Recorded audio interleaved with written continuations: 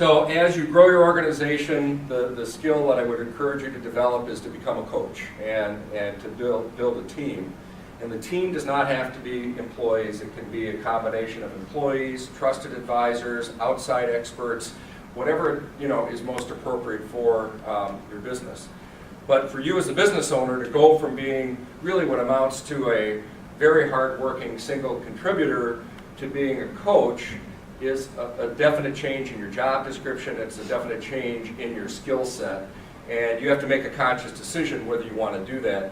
And somebody asked me when I grew from 0 employees to almost 400 employees, what was it really like? And this is what it felt like to me. Man right here is my great-grandfather. He was the first cat herder in our family. Herding cats. Don't let anybody tell you it's easy. Anybody can herd cattle. Holding together 10,000 half-wild short hairs, well, that's another thing altogether. Being a cat herder is probably about the toughest thing I think I've ever done. I got this one this morning, right here, and if you look at his face, it's just ripped to shreds, You see the movies, you hear the stories,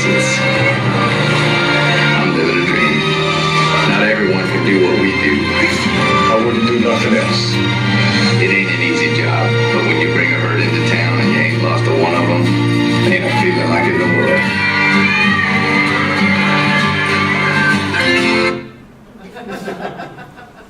So, and I actually have one slide on accounting, which was sort of my price of entrance tonight. So,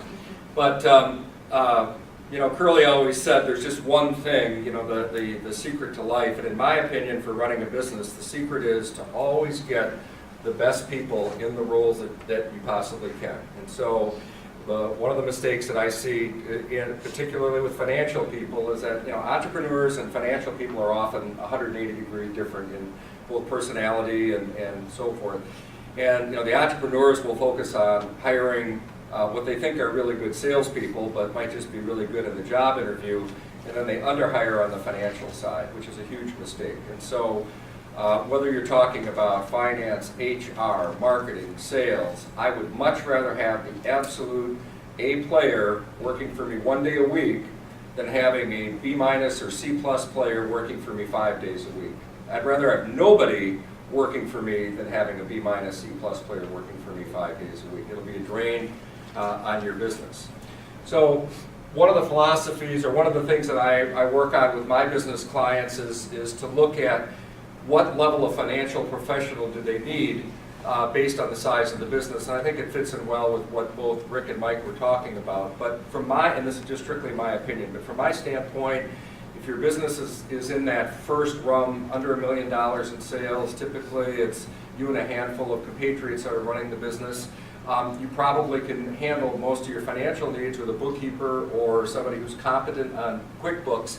And the emphasis is on transactional processing. At that size business, where you're going to get into trouble is not getting your invoices out on time. And all of a sudden it's the end of the month and you don't have any cash. And so it's a transactional-oriented business. With my clients that are $1 million to $10 million companies, that's typically the point where they're hiring their first controller. And it can go from having a part-time controller to, then migrating into a full-time controller based on size. And again, the emphasis would be all the responsibilities above, the transactional details plus cash management. And this is, as you get a little bit bigger, this is where you start to get into separation of duties.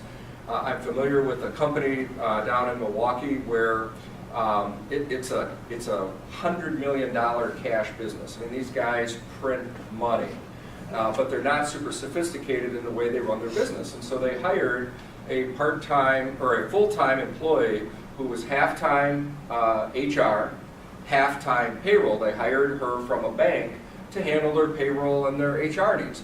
Makes perfect sense. Company, cash business, doesn't have direct payroll deposit. One day the HR payroll person's sick, they handing out checks on payday, they've got 5 extra paychecks, $50,000. Hey, what's all this about? They do a little bit of research and find out that she had created 5 fake employees and had embezzled $1 million in less than 2 years.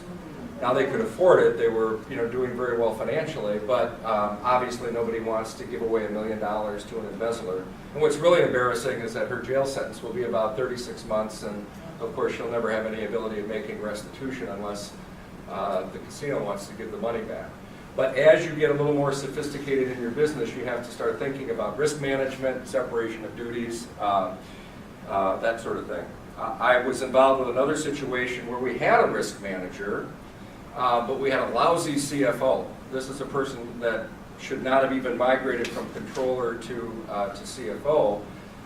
And the risk manager created a fake vendor, got the CFO to sign off on it. She didn't follow the procedures. There were proper procedures in place, and the risk manager ended up billing the organization over $100,000 because the CFO was really derelict in her duty.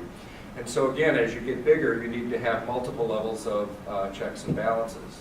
As you get into bigger companies, I work with a number of mid-tier manufacturing companies, and typically they'll have a controller and they'll say, can I promote the controller to CFO? And my advice is that it rarely works, because in my view, the controller has a personality that's very different from a CFO, and we kind of call it, are you looking through the windshield or the rearview mirror? What you often are looking for in a controller is somebody who can look historically at what happened and can be very timely in the preparation of financial statements, analysis spreadsheets, bank reconciliation, tax returns, quarterly filings, and all that other stuff. But often that's not what you want your CFO to do. What you really are looking for in your CFO, number one, is to start to do forecasting for the organization, to anticipate macroeconomic trends, to have the relationship with the bank, which is going to involve predicting the future for the organization, and then ultimately becoming part of the leadership team to build a bridge between finance and the rest of the operating part of the organization. And then finally, although nobody ever wants to talk about it, but is succession planning. And as the companies get bigger, and the companies that I work with, if somebody has a C in front of their title, Chief Financial Officer, Chief Operations Officer, whatever, one of the requirements that I have is that they have to be in the succession plan in the event that the CEO or the president gets hit by a bus, or runs off to Belize where it's warmer or something like that. When you have a C in front of the title, you're looking for a top-level executive that has not only the technical skills, but has the general business management skills to run the company either in an emergency or to be part of a long-term succession plan.